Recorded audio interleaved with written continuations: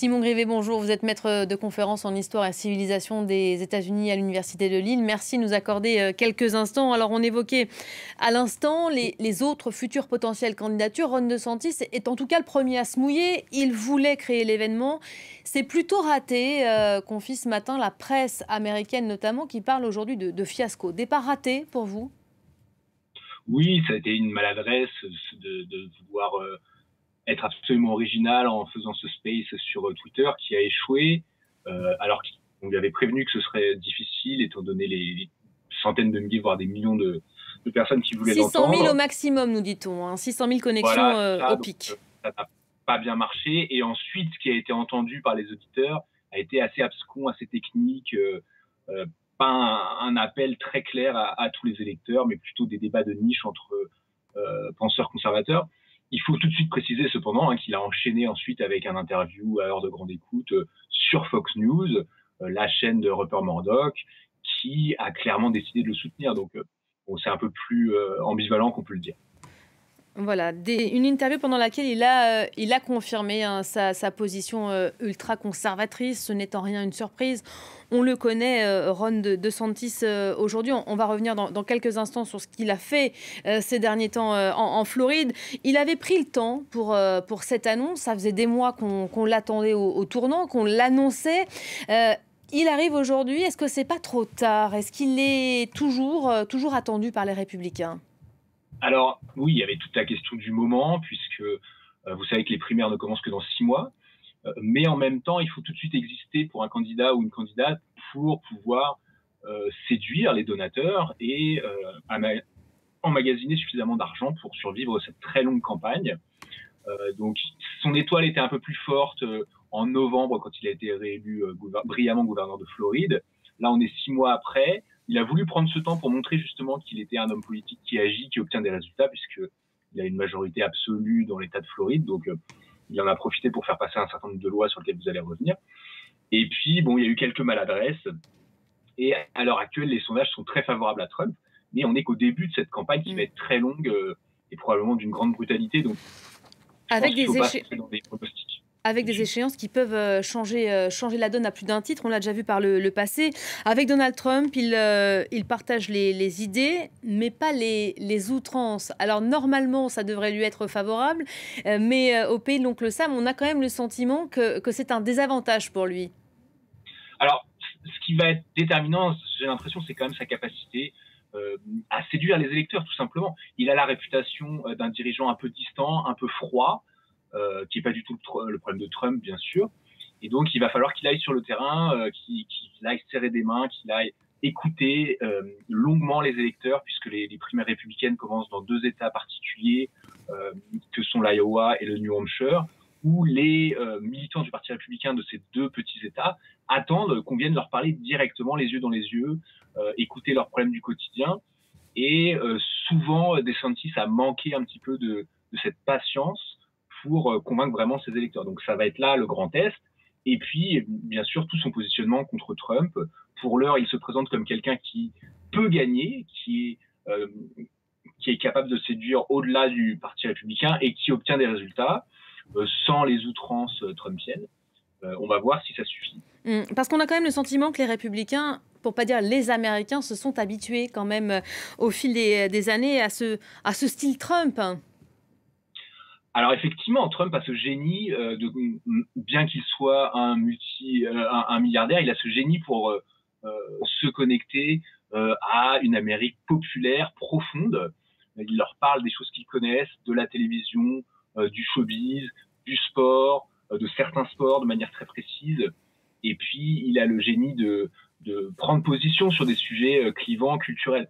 DeSantis essaye de faire un peu ça en cochant un certain nombre de cases culturelles et conservatrices importantes. Mais comme je vous dis, pour l'instant, il doit également prouver qu'il est capable de connecter, si vous voulez, avec les électeurs.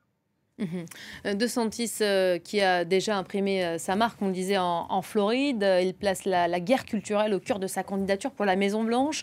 Sous sa direction, l'État de Floride s'est attaqué à ce que l'on enseigne aux enfants à l'école, en interdisant notamment certains livres et en modifiant certains passages des manuels scolaires. Explication en images tout de suite avant de revenir avec vous à l'analyse. Explication signée Jules Boiteau et Monté Francis. Le 20 janvier 2021, lors de l'investiture de Joe Biden, la poétesse Amanda Gorman invite les Américains à se confronter à leur histoire. Être américain est plus qu'une fierté dont nous héritons. C'est entrer dans un passé et se demander comment nous le réparons. Mais en Floride, ces mots n'atteindront pas les oreilles de certains élèves du primaire dans le comté de Miami-Dade.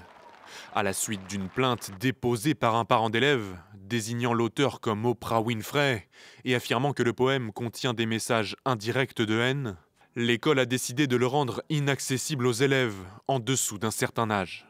Dans un communiqué, Gorman s'était dite dévastée.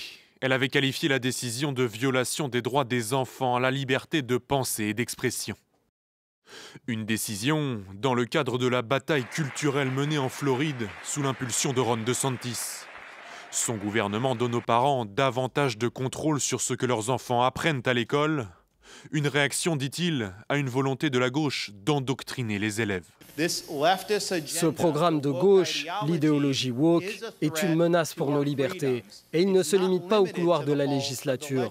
Donc oui, nous combattons le mouvement woke au sein du Parlement, mais aussi dans nos écoles. Une série de lois adoptées par les républicains de Floride et promulguées par DeSantis a conduit à l'interdiction de livres qui traitent de l'identité de genre et de sexualité, ou de questions de race et de justice sociale. Tous les professeurs ont reçu l'ordre d'enlever ces ouvrages des salles de classe. Ceux qui s'y opposent risquent une peine de prison. Parmi les œuvres retirées de la circulation, Beloved de Toni Morrison, lauréate du prix Pulitzer, ou le célèbre roman The Handmaid's Tale de Margaret Atwood. DeSantis est même accusé de vouloir réécrire l'histoire américaine. En Floride, 82 manuels scolaires sur 100 ont été soumis à un examen de conformité. Résultat, un éditeur a été contraint de supprimer un passage sur le mouvement Black Lives Matter et le meurtre de George Floyd. Un autre, d'éliminer les explications sur le geste symbolique du genou au sol pour protester contre les violences policières et le racisme. Des décisions fortement critiquées, mais qui ont aussi redynamisé une base de soutien conservateur sur laquelle Ron DeSantis compte s'appuyer pour sa campagne présidentielle. Simon Grévé, c'est pas un pari risqué de faire du cas de la Floride le cœur de cette campagne qui s'annonce très à droite, on l'aura compris. Alors c'est toujours le problème quand on fait campagne aux États-Unis. Il y a d'abord les primaires où on doit séduire les militants de son parti avec des positions assez radicales. Et puis à l'automne, il va falloir que le candidat se recentre légèrement pour essayer de gagner 50%, enfin une majorité, quoi. Donc effectivement, pour l'instant, le pari fait par DeSantis, c'est d'aller à droite toute avec ces mesures de censure culturelle, d'opposition à ce qu'il appelle le wokisme. Bon, dans son état, ça marche bien puisque il a accompagné dans la foulée de la pandémie et du Covid un mouvement de réaction conservatrice, notamment des parents qui étaient excédés par les fermetures d'écoles, par ce qu'ils trouvaient être des abus dans les programmes scolaires, donc il a surfé là-dessus. Au niveau national, il faudra voir si ça prend. Là encore, on est dans l'expectative. Ça pourra être beaucoup plus difficile. Si ça prend ou si ça pousse aussi Donald Trump à aller encore plus loin, il va y avoir une rivalité. Il avait beau rire et moquer Ron DeSantis hier soir, on sait que Donald Trump est très attentif à ce qui se passe de ce côté-là. Oui, ça commence déjà ce matin sur Fox News, juste avant un interview de DeSantis. Il y avait une pub payée par Trump, l'attaquant sur son soutien, sur les impôts par exemple. Donc ça va être très très dur, très très long, sachant que les premiers votes n'ont lieu qu'en janvier. Donc pour l'instant, c'est vraiment une bataille médiatique autour des sondages et autour du nombre de donateurs qui qui vont prendre parti pour l'un ou pour l'autre. Alors vous parlez des sondages, vous me tendez une perche. Pour le moment, les intentions de vote donnent Donald Trump largement en tête. Certaines études lui donnent 30 points d'avance sur Ron DeSantis. C'est considérable. On a vu les courbes d'ailleurs s'inverser au moment où les ennuis judiciaires de l'ancien président américain se sont accélérés. Il a quand même le champ libre aujourd'hui de ce que l'on voit. Et il a aussi peut-être un agenda avec lui. Vous voulez dire Trump? Oui, Donald Trump. Oui, alors il joue sur un réflexe de légitimité dans un parti qu'il contrôle complètement, donc il a exclu tous les opposants. Et effectivement, il y a eu un fort réflexe de légitimité à partir du moment où il a été mis en examen à New York, condamné au civil pour être responsable de viol. Et pour l'instant, il n'a pas besoin de détailler trop son programme. Il peut juste dire qu'il souhaite revenir, s'appuyer sur ce qu'il présente comme ses succès pendant son mandat 2016-2020.